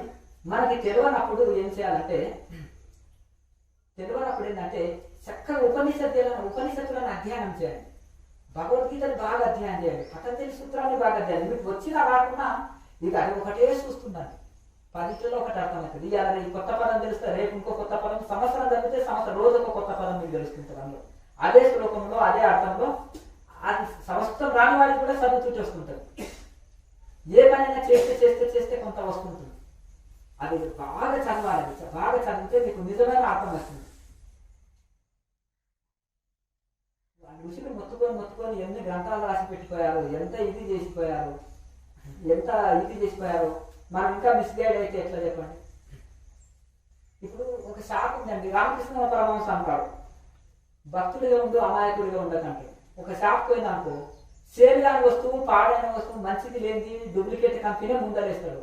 ఇదే నెంబర్ 1 అంటే, ఇదే ఇప్పుడు బ్రాండ్ అండి, ట్రెండ్ అండి, ఇది అదే అంటాడు, అదే బ్రాండ్ వేస్తాడు. అంటే అమ్మో ఆడవాళ్ళ షాపింగ్కి వెళ్తే అయిపోతున్నాయి బాబు అంటారు. ఈ 5 రూపాయలు ఎందుకు ఎక్కువ ఇచ్చి ఆడుతాను అని 10 షాపులు తిరిగే వరకు 2 లీటర్ల పెట్రోల్ అయిపోయి భర్త అంటాడు. అది ఏంటండి, ఒక 5 రూపాయలు పోతే పోయిన వాడు ఏదో అడిగాడు, ఇచ్చేస్తే అయిపోతుంది కదా, 2 లీటర్ల పెట్రోల్ కూడా తీసినావు కదా ఈరోజు. లేదు, రేపు వస్తే మళ్ళీ 10, మన ముఖం చూసి 10 ఎక్కువ చేస్తాను. అంటే మెయిన్ ఏంటంటే వాళ్ళు క్షుణ్ణంగా, నిజంగా కూడా వాళ్ళు కొంచెం ఓపిక ఎక్కువ, బాగా క్షుణ్ణంగా చేస్తారు. అంటే షాపింగ్ మంచిగా ఇది చేస్తారు.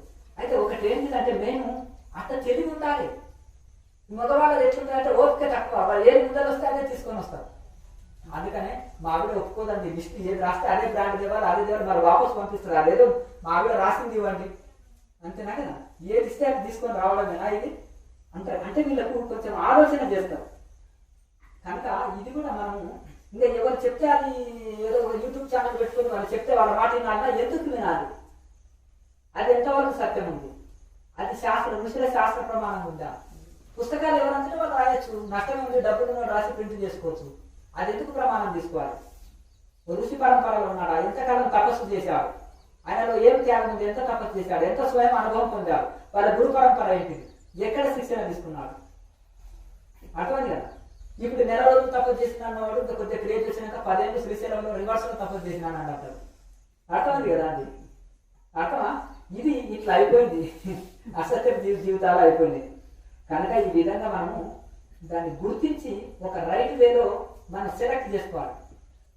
ఏమైనా ఒక పెళ్లికి పోతే ఇంకా కనిపించిన వాళ్ళు వెంటనే రాండి పెళ్లి చేసుకుందామంటారా, లేకపోతే 100 సంబంధాలు తిరిగి ఒక మన చదువుకు, మన హోదాకు ఎంత సరిపోయిందా, కులం కలిసిందా, గోత్రం కలిసిందా, ఇవన్నీ సెలెక్ట్ చేసుకుంటారా, చేసుకోవాలి, అంతేనా కదా. మరి ఇది కూడా అంతే. ఒక ఆది యోగం ఎందుకు నేర్చుకోవాలి అనే ప్రశ్నించే గుణం ఉండాలి. వివేకానంద స్వామి ఉన్నాడు, మరి ఆయన ఎంత అద్భుతమైన మేధావులు మరి వారు. అట్లా ఒకటి ఇది సైంటిఫిక్గా ఉందా, ఎంతవరకు సైంటిఫిక్. ఎవరో పెద్ద పెద్ద పొలిటికల్ వాళ్ళు, పెద్ద పెద్ద సెలబ్రిటీలు జైలు పెడితే మనకు జరగడం, వాళ్ళు వెరీ గొర్రెలు, ఏం తెలియదు, వేరుముద్రలు ఏమి, జీరో, ఆధ్యాత్మికంలో జీరో. అర్థమైంది కదా. ఈ బయటి ఈ యొక్క పేరు ప్రతిష్టలు వేరు, ధనం సంపాదించడం వేరు, వ్యాపారం చేయడం వేరు, బయట భౌతిక రంగాల్లో, భౌతిక కళల్లో టాలెంట్ సంపాదించడం, పేరు ప్రతిష్టలు పొందడం వేరు, ఆధ్యాత్మికం వేరు. అందులో హీరోలు కావచ్చు, ఇలా జీరోలు. గుర్తుపెట్టుకోండి, ఏం తెలియదు. ఇంకా వాళ్ళు జేజేలు కొడితే మనం జేజేలు కొట్టాలన్నా, ఎందుకు మనం ఆ మార్గాన్ని ఎంచుకోవాలనేది విచారణ చేయాలి. నేను చెప్పిన ఏవైతే ఉన్నావో ఈ వాక్యాలు, మీరు ఏ ఋషి దగ్గరికి వెళ్ళినా ఈ ప్రశ్న వేయండి. వాళ్ళు ఒప్పుకోకపోతే నన్ను అడగండి, ఆ ఋషి ఒప్పుకోలేదు, ఈ ఋషి ఒప్పుకోలేదని. ఒక తపస్సు చేసిన ఋషి మాత్రమే ఒప్పుకుంటాడు, మిగతా వాళ్ళకి తెలియదు దీని గురించి. అది శాస్త్రీయంగా తపస్సు చేసిన వాళ్ళకే దీన్ని ఒప్పుకుంటారు.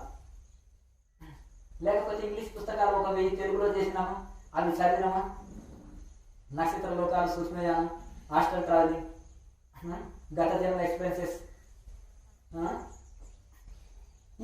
ఇట్లా పట్టుకొని పోతుంటారు వారం రోజులకి. అర్థమైంది కదండి. పడుకోండి, హాయిగా నిద్రపోండి, గత జన్మ చూసుకోండి. ఎందుకు కష్టపడాలి, ఆహార నియమాలు పెట్టాలి. అదే ఈ కేఎంసీ ఛానల్ చూసి జ్ఞానానంద స్వామి తోటి ఆహార నియమాలు అంటాడు, ప్రాణాయామం అంటాడు, ధ్యానం అంటాడు, విచారం అంటాడు. ఎందుకు వచ్చింది హాయిగా ఏసీ పెట్టాడు, ఫ్యాన్ వేస్తాడు, హాయిగా పోతే ఒక ₹1 ఇచ్చినా సరే డొనేషన్ కానీ హాయిగా కూడా మా వేసి పోగుతాడు. అప్పుడే టీవీలో వస్తాం బ్రహ్మాండంగా. అర్థమైంది కదా. ఇది పరిస్థితి. ఎవరిని మోసం చేసుకొని మనం మోసం చేసుకొని కదా, అంతేనే కదా. రోగం పెద్దది ఉంది, నేను ఆరోగ్యవంతున్నా ఎగిరి గంతులు వేస్తే ఎవరికి ఇంటికి వచ్చే తెలుస్తుంది. షుగర్ కూడా ఉంది. ఇప్పుడు మందులో పెట్టే ఒకటి ఉంటుంది, మైకు పట్టుకుంటే షుగర్ అంతా పోయిందండి, వీళ్ళు జీరో. నేను ఆ డబ్బు కానీ ధ్యాన మందిరానికి ఇస్తున్నాను డొనేషన్ కింద, షుగర్ గోళీల డబ్బులు, నేను వైన్ తాగే డబ్బులు. అర్థమైంది కదా. మన పాత దుకాణం ఇంటికి వచ్చి ఎవరిని మోసం చేయడానికి అని అర్థమైంది. అట్లా కాకుండా అందుకనే ఇప్పుడు ఒకటి మనం సత్యంతో కూడుకున్నది ఉండాలి జీవితం అనేది. దాంతో లాభం లేదు. ఆధ్యాత్మిక స్పిరిచువాలిటీ ఎందుకు చెప్పు, సామాన్యులు బెటర్ కాయ కష్టం చేసుకొని సత్యవంతమైన జీవితం గడుపుతుంటారు. దీనివల్ల మిస్గైడ్ తోటి చాలా మందికి హాని జరుగుతుందా జరగదా చెప్పండి. ఏమైనా మరి ఎందుకు ప్రలోభపడుతున్నారు వీళ్ళు? 2-3 మాయలు ఉన్నాయి. కనకం, కాంత, కీర్తి. కనకం అంటే ఏంటి? ధనం, డబ్బుకు. ఒక పిచ్చోడి లాగా కూర్చున్న వాడికి ₹1000 తయారు 500 నోట్లు చూపెట్టువాడు పరిగెత్తుకొని వచ్చి టక్కున పట్టుకుంటాడు. చిన్న పిల్లవాడికైనా చూపెట్టు. అర్థమైంది కదా. ఎవరైనా ఒక యోగి రోడ్డు మీద పోతుంటే రాండి ఆయన 500 కాయలు చూపెట్టు. చేతికి అందుకున్నాడా? అడుక్కునేవాడు. చేతికి తాకలేదా? యోగి. మీకు తెలియదు టెస్టింగ్. అర్థమైంది కదండి. బాగా ఉపన్యాసాలు ఇచ్చి దంచికొట్టే వాళ్ళకి ఏం చేయాలంటే, భర్త బాగా ధ్యానం వెళ్తుంటే భార్య ఏం చేయాలి? ఉప్పు కారం తక్కువ వేయాలి, ఉప్పు అసలు వేయకుండా పెట్టాలి. అర్థమైంది కదా. భార్య బాగా ధ్యానం చేస్తుంది అనుకోండి, ఈయన నేను వంట చేసిన తినని చెప్పలు పెట్టాలి. అప్పుడు మనం ఎంతవరకు అందరికి వెళ్తున్నాం అనేది తెలుసుకుంటుంది. అంతే కదండి. అట్లా ఆ విధంగా మనం ఈ విధంగా మెల్లమెల్లగా మనకి ఏది లేకున్నా ఓకే అన్నట్టుగా మనం తయారు కావాలి. మరి అడవుల్లో ఋషులకు ఏమున్నాయండి? ఏం లేవు కదా. మనం ఇంట్లో ఉండి కూడా ఆ విధంగా తయారు కావాలి. ఇప్పుడు నేను డబల్ కాట్ బెడ్ వేసుకొని హాయిగా ఏసీ పెట్టుకొని హాయిగా ఒకటి మొత్తం అర్థమైంది కదా. ₹1,00,00,000 కారు పెట్టుకున్నాను అనుకోండి, మీరు సాధారణ నాయన నేల మీద పండుకోవాలి, ఆకులు తినాలి నాయన, మంచిది నాయన, ఇది ఆధ్యాత్మిక జీవితం నాయన అంటే ఏమంటారు? ముందర మొహమాటంతో ఏమనక గేటు దాటక ముందే అంటారు, ఓహో ఈయన పెద్ద బిల్డప్లు ఇస్తున్నావా, సన్యాసికి గంట పెద్ద కాలేదు.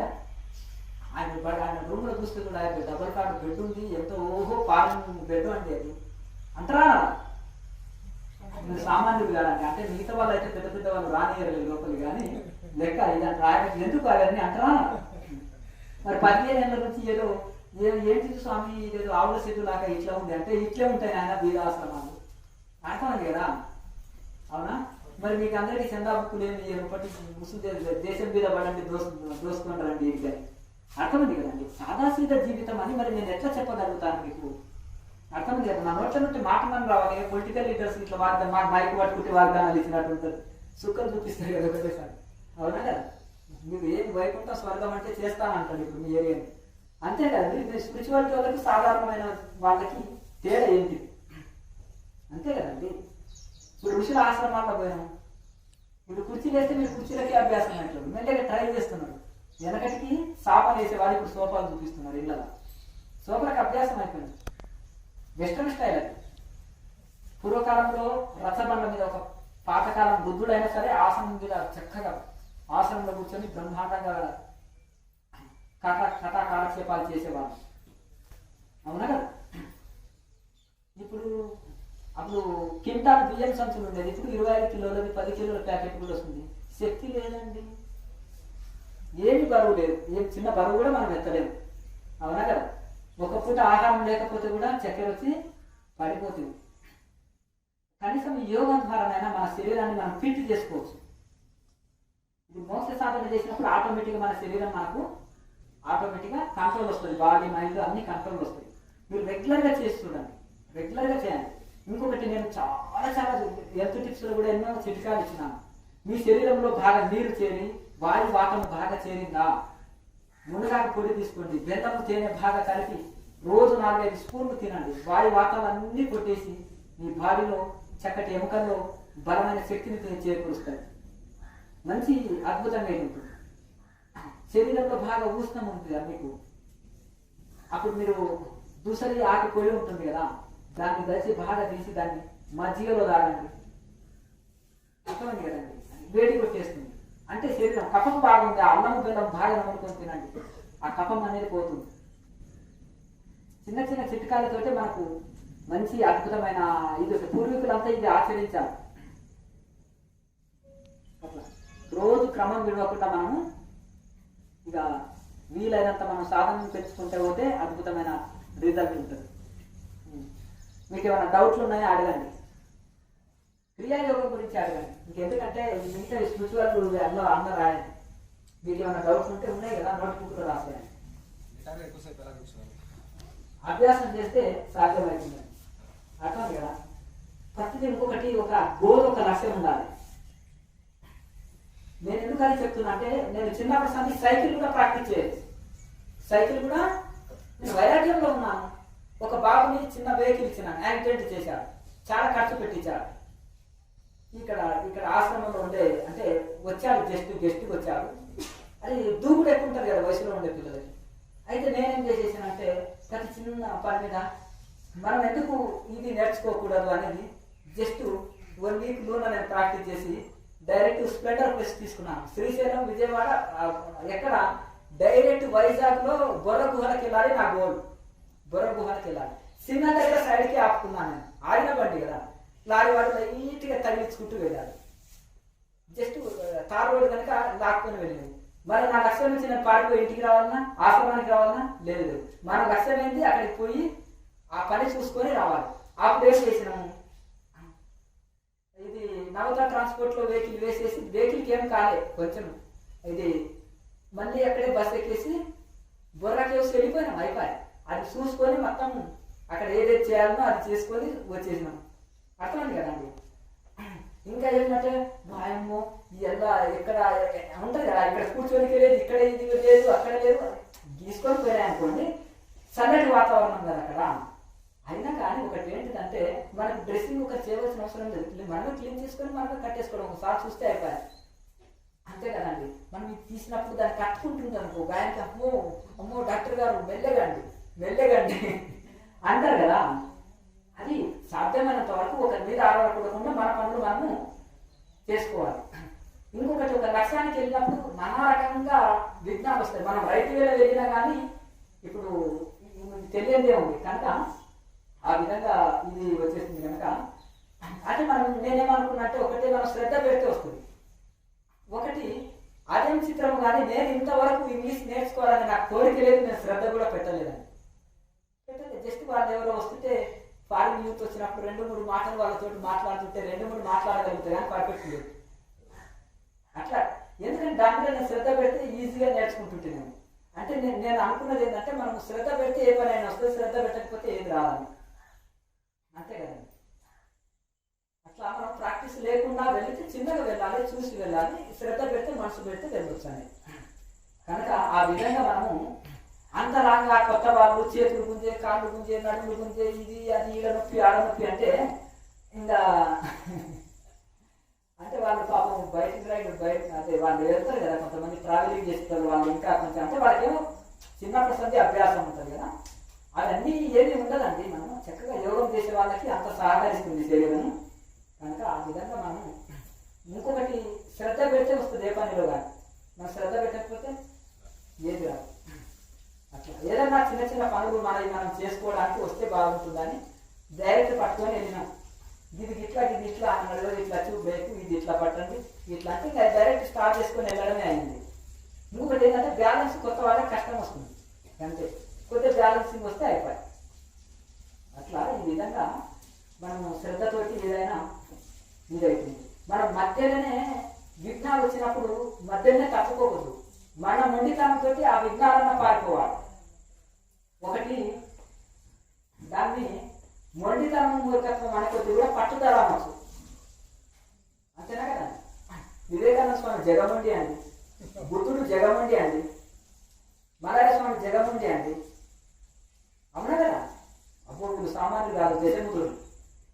ఎందుకంటే దేంట్లో సత్య మార్గంలో వెళ్ళడంలో కానీ అనుకున్న లక్ష్యం సాధించడంలో కానీ చాలా పట్టుదల, చాలా ఓర్పు. దేహం త్యాగేయవా కార్యం సాధేయవా, వీళ్ళ లక్ష్యం అంతే. ఏదో అనుకున్నది అయిపోవాలి. శంకరాచార్యుడు సామాన్యుడా చిన్న వయసులో పాదయాత్రలో మాత్రం ఆయన ఢీకొన్నది ఎటువంటి కొండల్ని ఢీకొన్నాడు. అప్పుడప్పుడు పేరు ప్రతిష్టలో ఉండి చక్రం తిప్పే బౌద్ధులను ఢీకొన్నాడు. ఆ కాలంలో ఏమాయములైన తాంత్రికులను ఢీకొన్నాడు. ఏమాయములైన కాపాలికులను ఢీకొన్నాడు. పాషండ మతాన్ని ఖండించడం అంటే సామాన్యమా? అర్థమే కదండి. బుద్ధుడు సామాన్యుడు ఆనాడు జంతువులు ఇచ్చే యజ్ఞాలని ఢీకొట్టలేదు, కానీ ఖండించబడలేదు. అర్థమే కదండి. సరే, దానికి ఒక శాస్త్రం, ఒక ధర్మం, ఆధ్యాత్మికం అనేది హింసతో కూడుకున్నది ఉండకూడదు. వాళ్ళ సిద్ధాంతం ఏంటంటే హింస ఎక్కడ చేయలేవాలి, హింసతో కూడుకున్న యజ్ఞాలు వద్దు అని ఖండించారు. అహింస ఉండాలి, సత్యమే ఉండాలి, శాస్త్ర ప్రమాణం ఉండాలి, ఋషి ప్రమాణం ఉండాలి అనేది అది. అంతే తప్ప ఇంకా ఇంట్లో ఏమీ ఇది కాదండి. ఇప్పుడు కృష్ణ పరమాత్మ కూడా ధర్మమే కదా, ఆ ధర్మం కోసమే కదా ఆయన ఇది చేసింది. కనుక మనం కూడా ఆ విధంగా ఒక మంచి కార్యంలో మనం శ్రద్ధ పట్టుదల ఉండాలనే తప్ప ఇంకా ఇంట్లో ఏమీ ఇది లేదండి. వాళ్ళని ఈ విషయంలో మనం గొప్ప విషయాన్ని ఇన్స్పైర్ పొందాలి. కాళ్ళనొప్పి వస్తుంది, శరీరం సహకరించదు. ఇప్పుడు చలిందండి, ముఖం కడుకుంటామని నదిలో దిగినాం, ఋషికేశ్వరి గారు చల్లంటే కాళ్ళలో తిమ్మిడి వచ్చినట్టు ఎవరికి భయపడదు, గుర్తున్నా పోయాయి అంతే. అది వాళ్ళు నిండా పోయినాక చలి ఎక్కడ లోపలికి వెళ్ళి వేడి వస్తుంది, మీకు తెలియదు ఆ విషయం. లోపలికి వెళ్ళి లోపల వేడి ఉంటుంది కదండి, స్నానం చేసి బయటకు వచ్చినాక కొద్దిసేపు చలి అనిపిస్తుంది, కానీ లోపలికి వెళ్ళి లోపల ఉండే వేడి బయటకు వచ్చేస్తుంది. అది తెలియక మనం ఆ చలికి భయపడుతున్నాం. ఇంకా ఏదైనా కానీ మనం కొంచెం దాన్ని ఓం తేజోకి తేజోమై దేహి మై దేహి అన్నప్పుడు పీల్చుకోండి. ఓం వీర్యమతి వీర్యమై దేహి పీల్చుకోండి. ఓం బలమతి బలమై దేహి. ఓం ఓజో సోజోమై దేహి. ఓం మన్యురసి మన్యుమై దేహి. ఓం సహోసి సహోమై దేహి. ఇప్పుడు ప్రదక్షిణ చేసుకోండి. ఓం యాని కాని ఇక్కడ చుట్టూ ఎక్కకుండా చుట్టూ ప్రదక్షిణ చేయండి. ఆ కర్ర దూరం పెట్టండి, వేరే వాళ్ళకి ఆ కర్ర తీసుకుపోయి అక్కడ పెట్టండి. ఓం యాని కాని చ పాపాని జన్మాంతర కృతాని చ తాని తాని ప్రణశ్యంతి ప్రదక్షిణ పదే పదే. పుణ్యోహం పుణ్యకర్మాహం పుణ్యాత్మాం పుణ్య సంభవః తాహి మాం కృపయా దేవా శరణాగతవత్సల. అన్యథా శరణం నాస్తి త్వమేవ శరణం మమ. తస్మాత్ కారుణ్య భావేన రక్ష రక్షో జగదీశ్వర. రక్ష రక్షో పరమేశ్వర. రక్ష రక్షో యజ్ఞేశ్వర. ఎక్కడోళ్ళు అక్కడ నమస్కారం చేసుకోండి. యజ్ఞగుండానికి నమస్కారం చేసుకొని కూర్చోండి. ఓం సర్వే భవంతు సుఖినః సర్వే సంతు నిరామయా సర్వే భద్రాని పశ్యంతు మా కచ్చిత్ దుఃఖభాగ్ భవేత్. ఓం కాలే వర్షతు పర్జన్య పృథివీ సస్యశాలిని లోకోయం శోభరహితః సజ్జనా సంతు నిర్భయాః. ఓం స్వస్తి ప్రజాభ్యాం పరిపాలయంతాం న్యాయేన మార్గేణ మహీమహీషాః. గోబ్రాహ్మణేభ్యः శుభమస్తు నిత్యం. లోకా సమస్తా సుఖినో భవంతు. పాత్రలు వేయండి. 2 3 4 5 6 సప్తమ అష్టమ నవమ దశమ ఏకాదశ ద్వాదశ. సరే, ఇక ఇప్పుడు ఆ పాత్రని అందరూ పట్టుకొని అందులో ఆ సామాగ్రి అంతా అగ్నిలో వేయండి. ఓం పూర్ణమద పూర్ణమిదం పూర్ణాత్ పూర్ణముదచ్యతే పూర్ణస్య పూర్ణమాదాయ పూర్ణమేవావశిష్యతే. ఓం ఇప్పుడు మీ దగ్గర ఉండే నెయ్యిని పైకి ఎత్తి దారకు వేయండి. పైకి ఎత్తి సన్నం దార వేయాలి. మళ్ళీ కర్పూరం బిల్ల వెలిగించండి. ఒకేసారి వేయద్దు నెయ్యి. ఓం వసో పవిత్రమసి శతధారం వసో పవిత్రమసి సహస్రధారం దేవస్య సవితా పునాతు వసో పవిత్రేణ శతధారేణ సుప్తకామ దక్ష స్వాహా. ఓం సన్నం దారలాక సన్నం పోయాలి. కర్పూరం బిల్ల వెలిగించి వేయండి. అయ్యా మీ దగ్గర కర్పూరం ఉంటే ఇవ్వండి, వాళ్ళకి ఇవ్వండి. వచ్చిపోయండి. ఇప్పుడు రెండు చేతులతోటి ఓం సర్వం వైపూర్ణం స్వాహ, ఓం సర్వం వైపూర్ణం స్వాహ, ఓం సర్వం వైపూర్ణం స్వాహ. ఇప్పుడు అందులో ఒక 2 కర్పూరం బిళ్ళలు వేసుకోండి. ఆ నెయ్యి గిన్నెలో వేసి ఇలా పౌడర్ చేయండి. చేతితోటి బాగా కలపండి. ఇందులో నెయ్యి గిన్నెలు వేసుకోండి. ఒక గిన్నె చాలు, ఒకటే గిన్నె చాలు. ఇలా 2 చేతులతోటి ఇట్లా బాగా కలపండి. దాన్ని రెండు మధ్య వేళ్ళతోటి కలపండి. కలిపి ఆ మధ్య వేళ్ళకు అంటించుకొని ఇట్లా 2 చేతులకు రాసుకొని అగ్ని పీల్చి వాసన పీల్చుకోండి. వక్రతుండాయ విద్మహే ఏకదంతాయ ధీమహి తన్నో దంతి ప్రచోదయాత్ స్వాహా. ఓం తత్పురుషాయ విద్మహే మహాదేవాయ ధీమహి తన్నో రుద్ర ప్రచోదయాత్ స్వాహా. ఓం దాశరథ్యాయ విద్మహే సీతావల్లభాయ ధీమహి తన్నో రామచంద్ర ప్రచోదయాత్ స్వాహా. ఓం గోవర్ధనాయ విద్మహే గోపీజనవల్లభాయ ధీమహి తన్నో కృష్ణ ప్రచోదయాత్ స్వాహా. ఓం ఆంజనేయాయ విద్మహే వాయుపుత్రాయ ధీమహి తన్నో హనుమాన్ ప్రచోదయాత్ స్వాహా. ఓం మహాదేవై చ విద్మహే విష్ణుపత్యై చ ధీమహి తన్నో లక్ష్మీ ప్రచోదయాత్ స్వాహా. ఓం తత్పురుషాయ విద్మహే మహాదేవాయ ధీమహి తన్నో రుద్ర ప్రచోదయాత్ స్వాహా. ఓం కాత్యాయనాయ విద్మహే కన్యాకుమారి ధీమహి తన్నో దుర్గ ప్రచోదయాత్ స్వాహా. ఓం నమో భగవతే వాసుదేవాయ నమః స్వాహా. ఓం నమో నారాయణాయ స్వాహా. ఓం శ్రీం రాం రామాయ నమః స్వాహా. ఓం నమః శివాయ స్వాహా. ఇప్పుడు అందరూ కూడా కలిపి గాయత్రి మహామంత్రాన్ని చెప్పండి ఒక 5 సార్లు. ఓం త్రయంబకం యజామహే సుగంధిం పుష్టివర్ధనం ఉర్వారుకమివ బంధనాత్ మృత్యోర్ముక్షీయమామృతాత్ స్వాహా. ఓం సవిత్రే ఇదం నమః.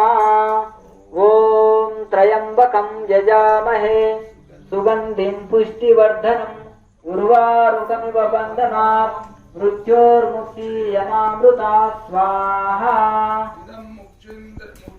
మృత్యుంజయ ఆత్మా జాత వేదస్తే నేదస్వ వర్ధస్వ చేద వర్ధయ చాస్మాన్ ప్రజయా పశుభిర్బ్రహ్మవత్ససే నానాదేన సమీదే స్వాహా. రెండోది తీసుకోండి ఇప్పుడు. ఓం సమిదాగ్నిందువస్య ఘృతైర్బోధయతాతిథిం అస్మిన్ హవ్యా జుహోతన సుసమిద్ధాయ చోససే ఘృతం తీవ్రం జుహోతన అగ్నయే జాత వేదసే ఇదం నం అగ్నయే జాత వేదసే స్వాహా. మూడోది తీసుకోండి ఇప్పుడు. ఓం సంత్వా సన్నిగ్నిరంగిరో ఘృతే వర్ధయామసి బృహత్యోస్య విష్ట స్వాహా. అంగిరసే ఇదం నమః. ఇప్పుడు అందరు నెయ్యి వేస్తుండండి. ఓం అయం సయుజ్మా ఆత్మా జాత వేదస్తే నేతస్వ వర్ధస్వ చేత వర్ధయ చాస్మాన్ ప్రజయా పశుభిర్బ్రహ్మ వసతే నానాదేన సమేదే స్వాహా. ఒకరు లేచి నిలబడి మీ దగ్గర ఉన్న ఆ నీళ్లు తీసుకొని యజ్ఞ గుండం చుట్టూ సంప్రోక్షించండి. కుడివైపు నుంచి